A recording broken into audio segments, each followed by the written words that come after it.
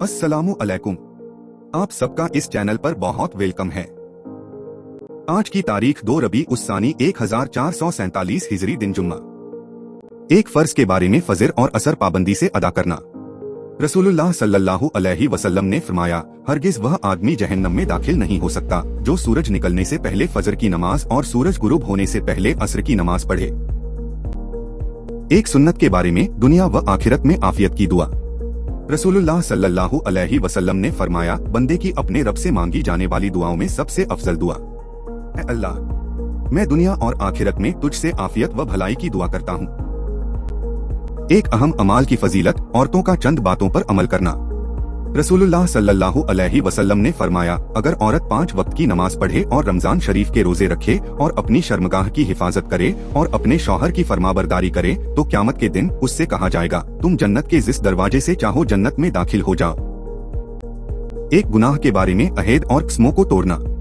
कुरान में अल्लाह ताला फरमाता है, यकीनन जो लोग अल्लाह ताला से अहद करके उस अहद को और अपनी कस्मों को थोड़ी सी कीमत पर फरोख्त कर डालते हैं तो ऐसे लोगों का आखिरत में कोई हिस्सा नहीं और न अल्लाह ताला उनसे बात करेगा और न क़यामत के दिन रहमत की नजर से उनकी तरफ देखेगा और न उनको पाक करेगा और उनके लिए दर्दनाक अजाब होगा।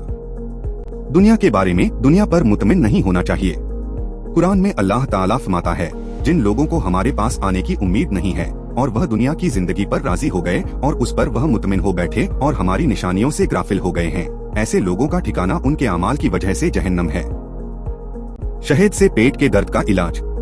एक शख्स रसूलुल्लाह के पास आया और अर्ज किया, ऐ अल्लाह के रसूल, मेरे भाई के पेट में तकलीफ है।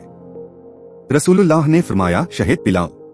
वह शख्स गया और शहद पिलाया। वापस आकर फिर वही शिकायत की तो आपने फिर शहद पिलाने का हुक्म फरमाया। वह शख्स तीसरी मरतबा वही शिकायत लेकर आया तो फिर रसूलुल्लाह ने शहद पिलाने को कहा। वह फिर आया और अर्ज किया कि इतनी बार शहद पिलाने के बावजूद आराम नहीं हुआ बल्कि तकलीफ बढ़ती जा रही है। तो हुजूर ने फरमाया, कुरान में अल्लाह ने सच कहा है कि शहद में शिफा है और तेरे भाई का पेट छूटा है।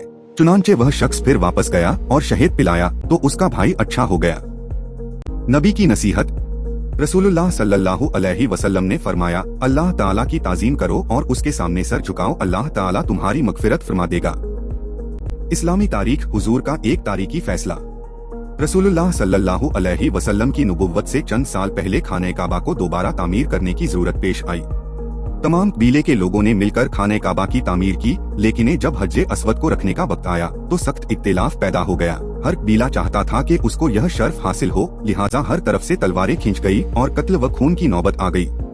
जब मामला इस तरह न सुलझा तो एक बूढ़े शख्स ने यह राय दी कि कल सुबह जो शख्स सबसे पहले मस्जिद हराम में दाखिल होगा वही इसका फैसला करेगा। सबने यह राय पसंद की। दूसरे दिन सबसे पहले नबी करीम दाखिल हुए।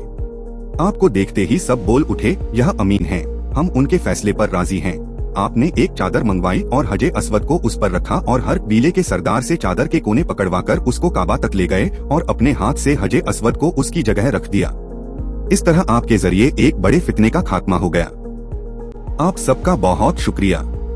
उम्मीद है आप मेरे साथ जुड़े रहेंगे और मेरे चैनल को अपने दोस्तों और रिश्तेदारों के साथ शेयर करेंगे। खुदा हाफिज। इंशाअल्लाह फिर मिलेंगे।